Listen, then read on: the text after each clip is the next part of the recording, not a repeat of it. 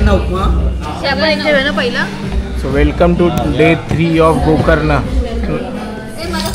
नाश्ता उपमा आणि सांबार आहे मला वाटतं आणि चटणी आणि उपम्याबरोबर चटणी. आणि आपण जाणार आहे आता महाबळेश्वर टेम्पलला.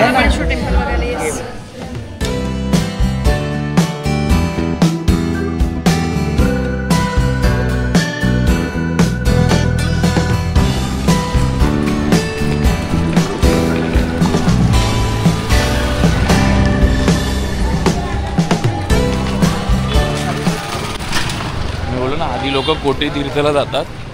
कोटी तीर्थला जाऊन ते स्नान करतात कुंभात आणि मग ते झाल्यानंतर महाबळेश्वरच्या टेम्पलमध्ये येतात. ओके. ॲक्च्युली हे ते बाहुबलीमध्ये असतं सरच.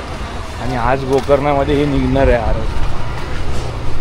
ऐकलं का? आजच निघणार आहे. हो आज आज त्यांचा हे आहे काहीतरी कार्यक्रम आहे. तो रथ निघणार आहे उत्सव. महाबळेश्वर टेम्पलला आपण आलेलो आहे. आता त्या मार्केटमध्येच आहे. तर आपण चाललो आहे मंदिराकडे. गाड्या थोड्या लांबच लावाव्या लागतात आणि जवळपास 1 किलोमीटर तुम्हाला चालायचं आहे. रिक्षा अवेलेबल आहेत जर तुम्हाला पाहिजे असतील तर. आपके द्विचक्र और 4 चक्र वाहनों को पार्किंग स्थल में भला मोठा रथ त्याला समुद्र में तैरना अपाय है. त्याला आता सजवण्याचं काम चालू आहे सध्या. आज संध्याकाळी यांचीच यात्रा निघणार. दोरी बघ दोरी भाई केवढी मोठी आहे. लोकांनाच काय सो इथे तुम्ही मागे बघाल तर एक गणपती मंदिर आहे. सो एक महागणपती मंदिर आहे आणि त्या साईडला महाबळेश्वरचं मंदिर आहे. तर आपण पहिले गणपती मंदिरात जाणार आहोत आणि त्यानंतर मग महाबळेश्वरच्या मंदिरात जाणार.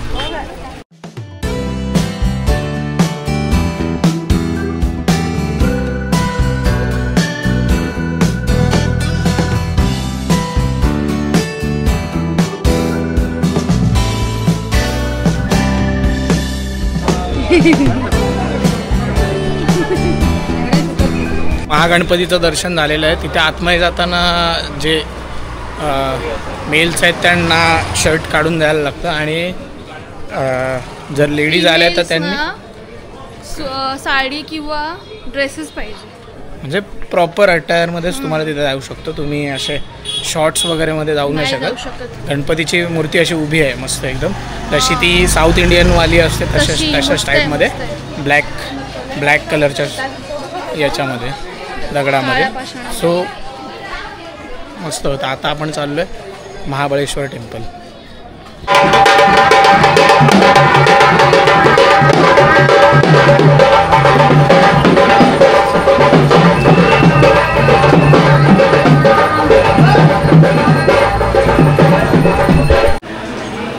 केवढा मोठा आहे बघितलं का नंदी. खूपच मोठा आहे भाई.